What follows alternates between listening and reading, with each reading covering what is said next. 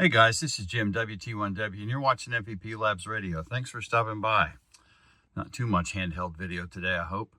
So this is my Kenwood D710, and the radio works great, but I have a problem with it, and you can kind of see it right there in the screen, that dark area. If we turn on the radio, it boots up, and you can see that the screen is hard to read. Now this is actually looking much better than it has been because I can see everything here on the sides. When it was warmer out, about the only thing was visible was this dark area in the center. So this is actually doing much better than it has been. And it really looks better in video than it does in person. So I'm going to pull the radio out. I've got a Radioddity DB-50 that I just bought a couple weeks ago. And it's going to go in its place. Now, it's a remote head radio like the Kenwood. What we're going to do is, this is the Bulletpoint mount system. I'm going to disconnect all of this and then mount the stand and head for the Radioddity here in place and pull this guy out until I can figure out how to fix that screen.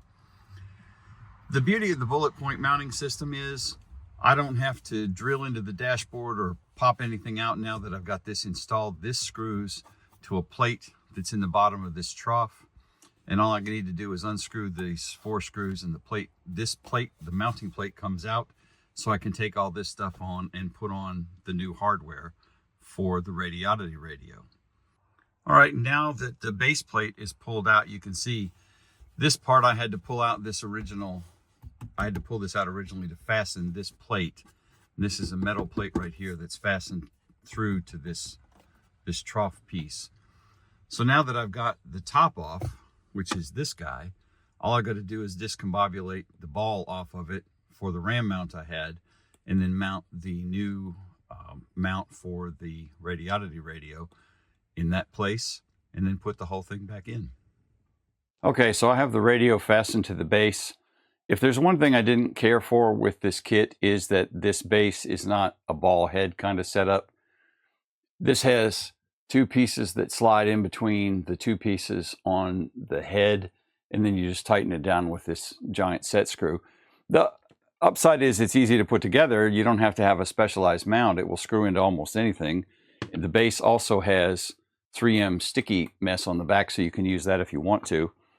The issue is that this only has so many settings, and there's like a detent in there, so I can adjust the head up or down within the range of that detent.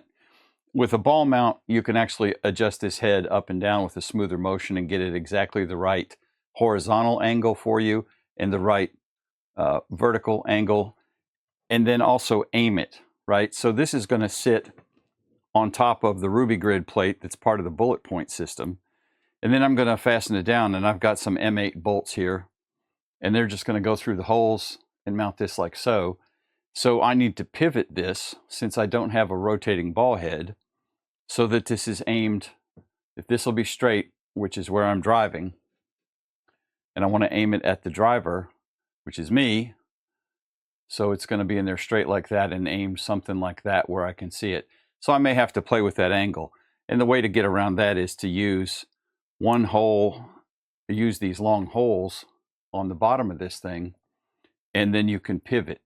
So since I'm already pivoting it, that means if one of these stays in place, I can kind of rotate this around and get it to the angle to aim toward the driver's face. So we're going to kind of set it up and hope for the best and go from there. Then this whole plate, once that's done, once I have the radio fastened down, this whole plate then is going to set back in the truck over the Bulletpoint system that I showed you earlier that's in the dash.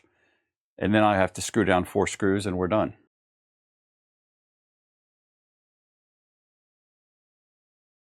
These are M8 bolts.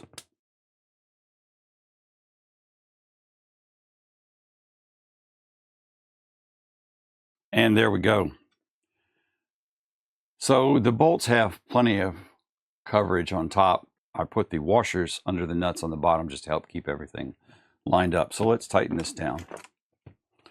You should always use the right tool for the job, and the right tool for almost any job is vice grips or duct tape and a Phillips screwdriver. In this case, it's a nut driver. but the vice grips will work just great. And there we go. The radio is in place. It looks like it's aimed pretty close, so I can see it sitting in my seat. I may have to drop the head one notch. I'm not sure about that, but we should be good to go. This is the Radioddity DB-50. There will be a link in the description below, an Amazon affiliate link. There will also be a link to Radioddity for this radio. You can use my code FEPLabs there and get $15 off, or buy it from Amazon. Either way you purchase it using one of those links helps out the channel. It doesn't cost you any extra.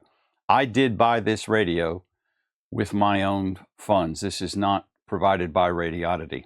The Rubigrid, I can't remember if this is on Amazon. If it is, I will put an affiliate link for the Bulletpoint mounting system, which is what this is part of. Rubigrid is this particular piece. And I'll put Amazon links for them below, as well as a direct link to the company's website, where they have a wide selection of mounting options for just about any kind of vehicle. As you saw from the beginning of this will fit right in that pocket on my dashboard, and that's how I intend to mount this radio. It also gives me room to put other stuff up here if I wanted to. So something like a cell phone holder or a dash cam or whatever. The other thing we're going to do when we get out there, and well, I'll know when we get out there, is this is the cord that was provided with the install kit. The Kenwood uses a similar cord with an RJ45 8-pin connector on the back side of it. And I'm hoping that I can use the existing Kenwood cable because A, it has shielding on it. It has some ferrite chokes beads on it. But I also would rather not have to re-pull a cable. The radio body is going to be mounted under the driver's seat, which is currently where the Kenwood radio body is. And I'm hoping that I can use the existing Kenwood cable. Then all I have to do is screw this down, pop in the Kenwood cable, switch the ends around of the radio, switch radio bodies around, and I'm done. So let's hope that that'll work. This will come out of the back of this. Obviously, I'd be swapping that. So let's go see what we got. All right, she's in. I was able to use the existing Kenwood control cable. And the reason I wanted to do that is this cable runs back into the window edge and then up the A-pillar, or through the A-pillar and down here through the floorboard. And it's a pain in the butt because I got to take all this junk off over here. This all has to be removed to get the cable through here. So this is the existing cable that was connected to the Kenwood. It's an 8-pin straight through RJ45 cable, which is what I was pretty sure it was. As far as the viewing angle, here's me sitting at the driver's position, and I can turn my head and see the radio. And it doesn't show up super well on camera with that blue color, but I can see it just fine with my Mark I eyeball. So that is the install.